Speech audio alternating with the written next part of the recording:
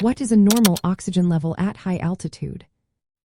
Have you ever wondered how our bodies cope when we climb to high altitudes? It is fascinating to see how oxygen levels change as we ascend.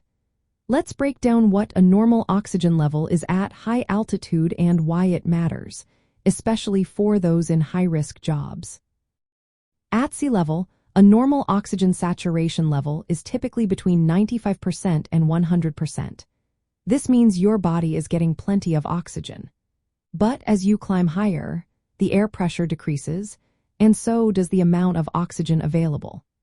Even though the percentage of oxygen in the air remains around 20.9%, the lower pressure means less oxygen enters your bloodstream with each breath.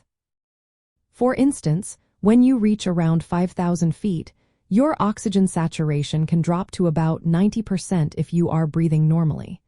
If you increase your breathing rate, you might bring that level back up to 95%. At 10,000 feet, the normal saturation can fall to around 80% while resting. Now let's talk about extreme altitudes. At the summit of Mount Everest, oxygen saturation can plummet to around 35% if you are breathing normally. That is not sustainable without supplemental oxygen. For people working in high-risk professions, like logging in mountainous areas or storm chasing, understanding these oxygen levels is vital. Acclimatization is key. This means gradually spending time at higher elevations to help your body adjust. It can increase your breathing rate and boost red blood cell production, improving oxygen delivery. Some may even use medications like acetazolamide to assist with acclimatization. Recognizing the symptoms of low oxygen saturation is also essential.